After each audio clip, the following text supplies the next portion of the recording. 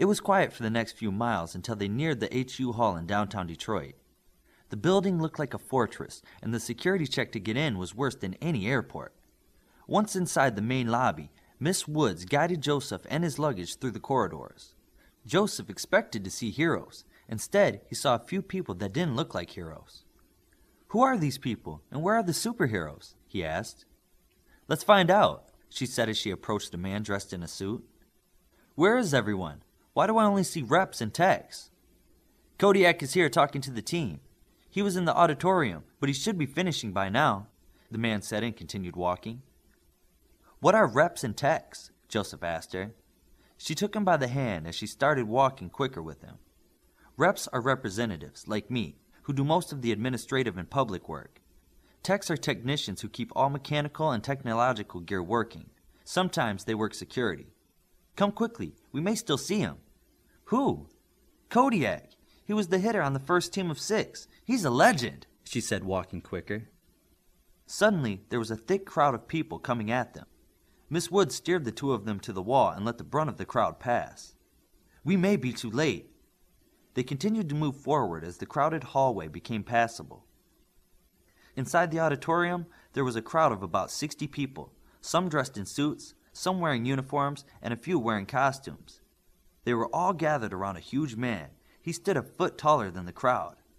As tall as he was, it was easy to see his bald head ringed with red and gray hair on the back and a long bushy beard. "He must be 400 pounds, thought Joseph as he looked at his big stomach. "That's Kodiak?" he asked. "That's him. Would you like to meet him?" On Joseph's hesitation, she said, "Come on." She left his suitcases next to the seats and pulled him forward. One of the reps in a suit was standing back and not in the crowd. Miss Woods walked over to him and asked, "Are you running this event?" "Yes," he said as he extended his hand to shake. "Mr. Brown, HU Public Affairs, can I help you?" he said. She shook his hand. "Miss Woods, HU, traveling with the student to Alpha. I would like to introduce him to Kodiak." The man looked past her at Joseph and smiled. "I think Kodiak would be delighted to meet a young Alpha." He then walked directly into the crowd.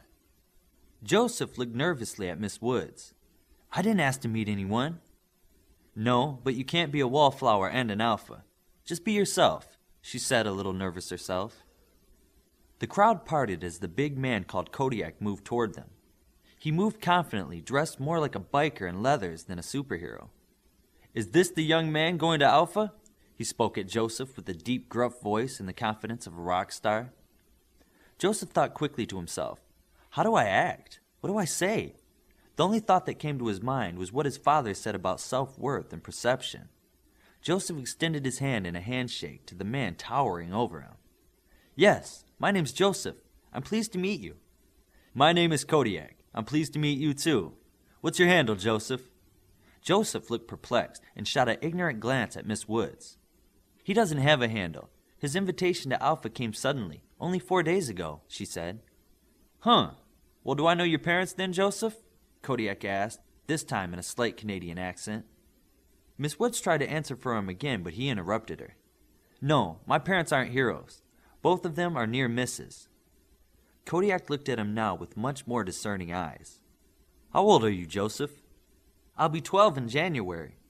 "You're 11?" Kodiak looked at Miss Woods. "No 11-year-old child goes to Alpha. What are his powers?" "The results of his tests are at Alpha. He's a special coach recruitment, complete with age waiver and fast track through the system. His DNA was only taken 6 days ago," she said. Kodiak looked a little confused and a little like someone was telling him something not true. "Who recruited him?" "I'm not at liberty to say," she said. Kodiak now looked like a dangerous man as he was not used to being told no. "Little girl, I've kept more secrets than you'll ever be told. Who recruited him?" "Kodiak has the highest security clearance available at the HU. You can answer his questions," said Mr. Brown. Miss Woods took out a business card and a pen. She then started writing something on the back of the card. "What is special coach recruitment?" asked Joseph. Miss Woods handed the card to Kodiak and then spoke to Joseph. "A special coach recruitment is when an Alpha coach finds someone they want to attend and they ensure they are invited." Kodiak gave the card back to Miss Woods and looked hard at the boy. only now he looked at him like he was something more than just a boy. Kodiak reached 2 hands down to the boy. "Come on up here."